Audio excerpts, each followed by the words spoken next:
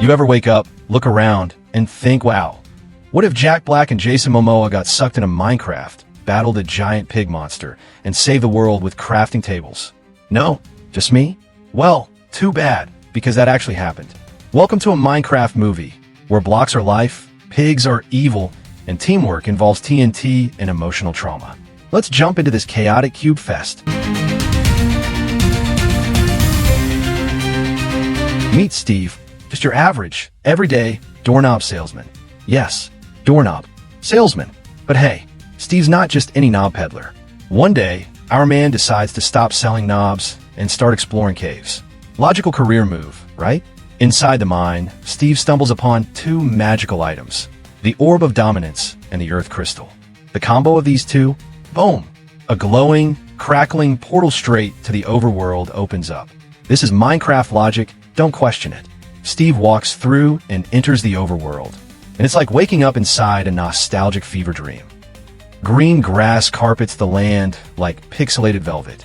Blocky trees wave gently in the wind. Chickens cluck with menace, and sheep wander around like they pay rent. He blinks a few times, then does what any rational person would do. Punches a tree, and another, and another. Welcome to Minecraft, baby. Steve goes into full builder mode. No tutorial, no hesitation. First, he crafts a wooden pickaxe, breaks stone, crafts better tools, then whips up a workbench, a furnace, a bed, a chest, and somehow a 3-story log cabin that would make a lumberjack weep with joy. He builds a cozy little house complete with flower pots, indoor lighting, and a secret underground storage room that's way too suspiciously hidden. Not satisfied, Steve levels up.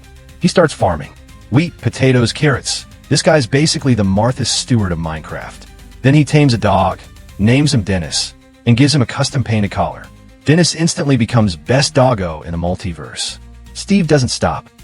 He explores mountains, finds a village, barters with suspiciously passive-aggressive villagers, you know the ones. He builds a tower, then a minecart track from his house to the ocean. Why? Because he can. Then it happens. Curiosity strikes again. Deep beneath his mind, Steve finds obsidian. And you know what that means? Nether portal time.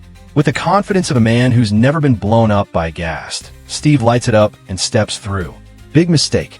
He's greeted by the hot, red glow of lava oceans, floating fireballs, and creatures that look like bacon with teeth. It's the Nether, a place with no chill. Steve explores cautiously, but soon, he's captured by Malgosia, a fashion-forward piglin queen with a vendetta against creativity. Apparently, Steve's building style is too freestyle for the Nether government. So into jail he goes. But Dennis, loyal, clever Dennis, slips away, grabbing the orb and earth crystal. The dog bolts through the flaming tunnels, dodging piglin guards and leaping over lava like a 4-legged action hero. Cut to real-world Idaho. Meet Garrett Garrison, washed-up video game legend, now selling dusty game cartridges in a near-bankrupt store. Basically, he went from gaming god to GameStop employee. Enter Henry and Natalie, two recently orphaned siblings trying to adjust to a new school and an even messier life. With no guardian, they're stuck in the system, until Garrett steps in and pretends to be their dad. Why? Because if he doesn't, Henry gets expelled.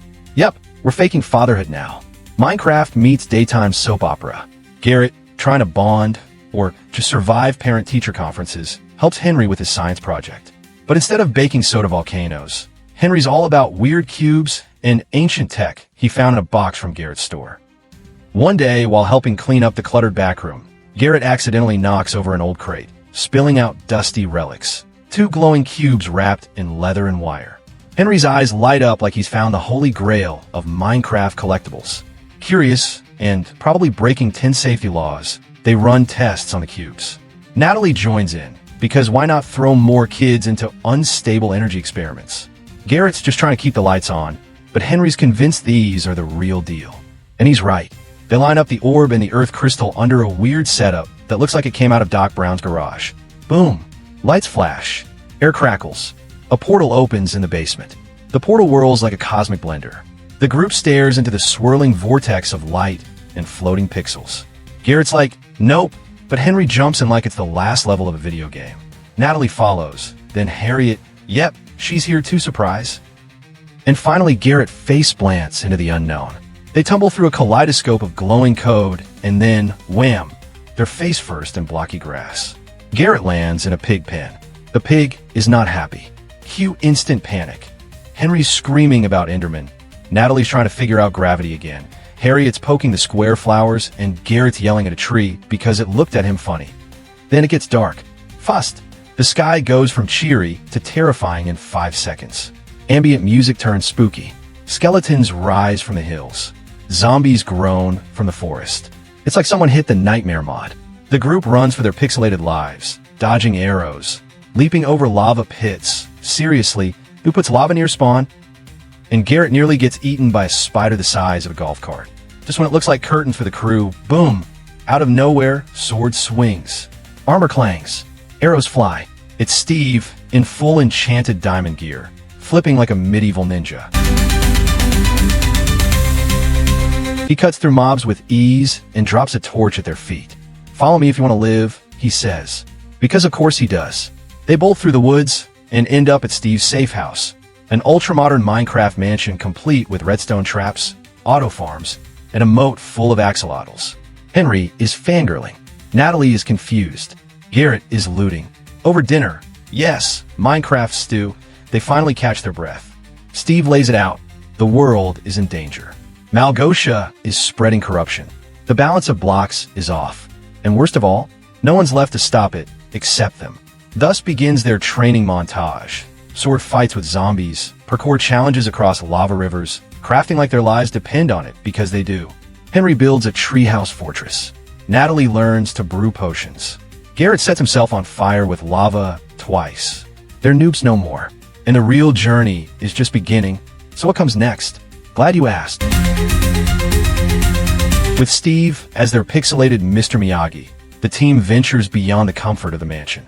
Their goal: stop Malgosia before she corrupts the Minecraft multiverse. But she's not waiting around. The gang travels through desert temples, dodging tripwires and arrow traps like they're in a cursed episode of Wipeout. They brave snow biomes with blizzards and stray skeletons wearing earmuffs. They mine rare ores, enchant weapons, and fight off waves of mobs. It's like an epic Minecraft speedrun, but with more screaming. Then, the final showdown begins.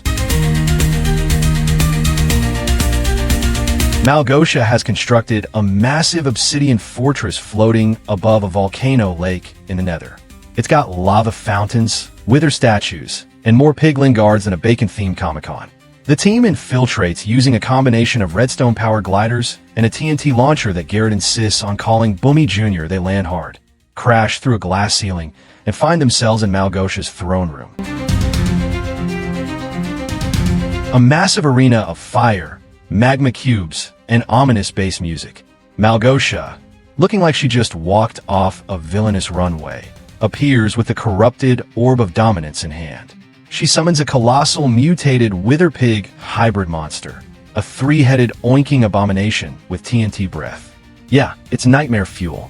The battle explodes into chaos. Steve dives at the wither pig with his sword blazing. Garrett distracts piglins by singing off-key.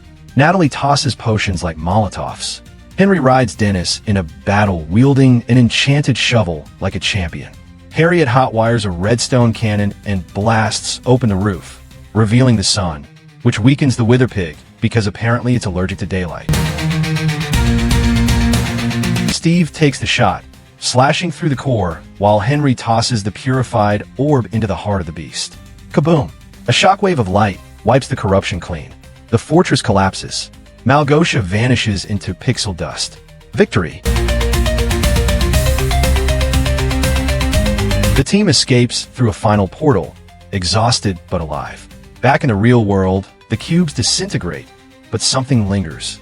They're different now. Stronger, braver, more blocky. Steve? He's gone. Where is he? As Garrett walks past his game shop, a new doorknob appears. It's made of diamonds, and it glows. And that, folks, is how a bunch of misfits, a dog, and a very punchy Steve save the Minecraft universe. So if you laughed, cried, or started punching trees in real life, smash that like button, drop a comment about your favorite scene, and don't forget to subscribe to Recap Scope, where chaos is crafted and movies get blocky. See you in the next one.